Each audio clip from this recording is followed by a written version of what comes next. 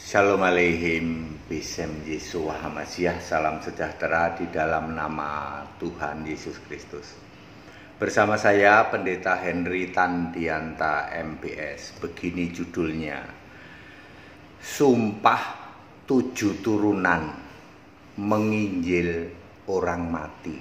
Saudara-saudara, saya dapat WA dari Pak Frederick ya. Pak Frederick ini orang NTT, Nusa Tenggara Timur. Dia mengatakan begini, sumpah Pak, kami ini disuruh menginjil juga kepada orang yang sudah mati. Siapa yang menyuruh? Pendeta kami Pak. Bapak tahu pendeta dari NTT dulu Pak, yang banyak di YouTube. Loh, dia nyuruh apa? Setiap doa, setiap menginjil, setiap itu kita harus mengingat nenek kita yang sudah mati, yang menurut kita belum bertobat, diinjili katanya. Untuk nenek katanya, atau untuk kakek, ini aku cucumu mau memberitakan Injil, yaitu bahwa keselamatan itu hanya dalam nama Yesus. Benar. Tapi terus apakah Pak Frederick menyuruh nenek menyembah Yesus? Enggak Pak, yang disembah tetap Bapak. Oh, bilangin tuh sama pendeta Anda yang di NTT itu. Ya, itu namanya pendeta mampet gitu. Katanya keselamatan hanya dalam nama Yesus, kok nyuruhnya nyembah Bapak ya. Lalu kami ini ya sumpah 7 turunan, pokoknya harus memberitakan Injil kepada orang mati. Ya, saudara-saudara, kita sedih mendengar seperti itu ya. Seorang pendeta dari Nusa Tenggara Timur ya mendoktrin jemaatnya disuruh menginjil ke orang mati katanya. Baik, saudara-saudara, kita akan membahas ini, menginjil ke orang mati. Ada dua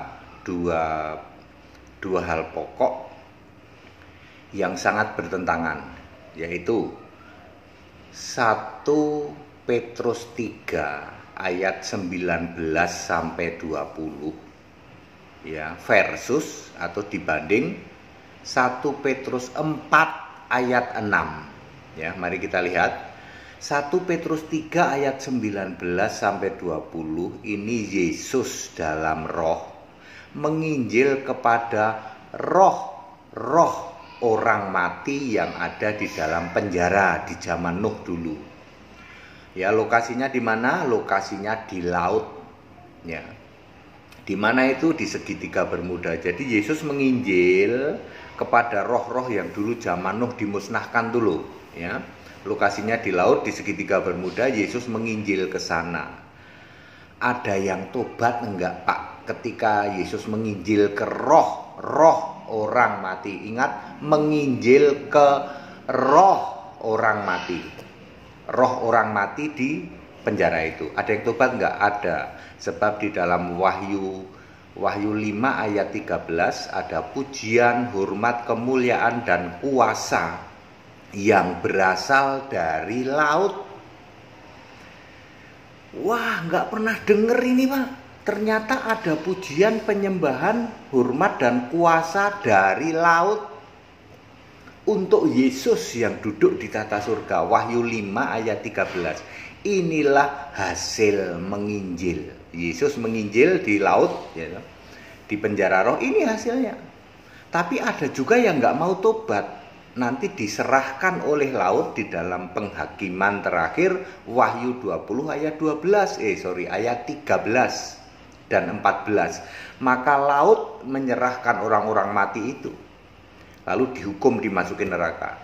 Jadi penginjilan Yesus di roh orang mati di penjara laut itu hasilnya ada yang tobat, nanti menaikkan pujian, hormat, kemuliaan dan kuasa untuk Yesus yang duduk di tahta surga di dalam Wahyu 5 ayat 13 ya, untuk Yesus dan anak domba. Yang tidak tobat nanti akan disetorkan oleh laut di dalam penghakiman terakhir di dalam Wahyu 20 ayat 13 dan 14. Waduh Pak, Pantesan kami disuruh sumpah 7 turunan. Rupanya pendeta itu mampet ya Pak ya. Pendeta dari NTT itu mampet Pak. Ya nggak pernah ada penjelasan kayak gini, sumpah 7 turunan Pak. Belum pernah ada pendeta yang bisa menjelaskan bahwa 1 Petrus 3 ayat 19 dan 20 lokasinya ada di laut, yang diinjili yang tobat linknya ke Wahyu 5 ayat 13, yang tidak tobat linknya ke Wahyu 20 ayat 12. Sumpah 7 turunan nggak pernah denger kayak gini Pak. Makanya pendetamu itu dari NTT itu ya jangan cuman mengandalkan lumutan karatan doang ya. Suruh sekolah Alkitab, makanya makin doktor teologi makin tafsir ya. Sekarang kita bandingkan dengan 1 Petrus 4 ayat 6, yaitu menginjil kepada orang mati. Orang mati ini bukan roh orang mati ya. Orang mati ini sebutan untuk orang yang description-nya ada di 1 Petrus 4 ayat sebelumnya, ayat 3, ayat 4, ayat 5, yaitu yang melakukan hal-hal yang tidak senonoh, pesta pora dan hal-hal duniawi, dan tidak mengenal Allah. Jadi orang mati di dalam 1 Petrus 4 ayat 6 adalah sebutan untuk orang-orang yang tidak mengenal Allah, sama sekali bukan roh orang mati sebagaimana 1 Petrus 3 ayat 19 dan 20. Untuk referensinya Matius 8 ayat 22, Yesus berkata, biarlah orang mati menguburkan orang mati mereka. Lu gimana orang mati suruh nguburin orang mati?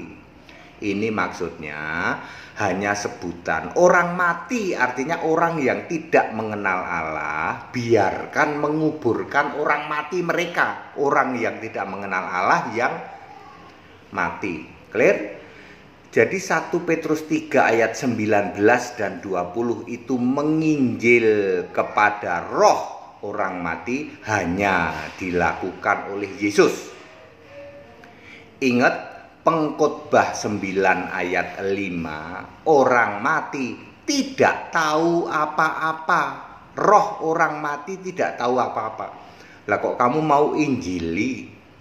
Ya nggak ada gunanya. Kasih tahu ke pendeta dari NTT Pak Frederick ya. Itu penyesatan luar biasa. Nanti itu pendeta tempatnya di liang kubur paling dalam Pak. Ya, suruh sekolah Alkitab Pak. Suruh sini Pak ya. Suruh sekolah Alkitab di sekolahnya HTD Pak ya. Ya, doktor teologi itu di tempat kami anak TK Pak. Suruh sekolah Pak ya. Beda dengan sebutan orang mati di dalam 1 Petrus 4 ayat 6 yang artinya orang yang tidak mengenal Allah. Ini siapa saja boleh menginjil. Kalau roh orang mati dalam penjara hanya Yesus yang bisa menginjil kepada roh orang mati. Ya, dan itu sudah dilaksanakan. Tetapi kalau menginjil ke orang mati artinya menginjil kepada orang yang tidak mengenal Allah, itu boleh dilakukan oleh siapa saja, termasuk oleh kita. Ya, tapi introspeksi dulu, yang mau menginjil harus menyembah Yesus Kristus satu-satunya Allah dulu. Kasih tahu ke pendeta dari NTT yang lumutan karatan, kalau belum menyembah Yesus Kristus satu-satunya Allah, yang masih menyembah Bapa, mungkin Bapa dalam nama Yesus, kasih tahu jangan menginjil. Nanti Anda makin dalam dimasukkan dalam liang kubur paling dalam, karena kamu termasuk golongan penyesat.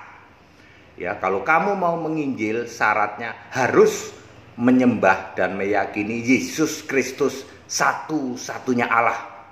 Itu harus dilakukan lebih dulu. Jangan Anda masih nyembah Bapa, kamu menginjil ke orang lain, maka kamulah penyesat itu.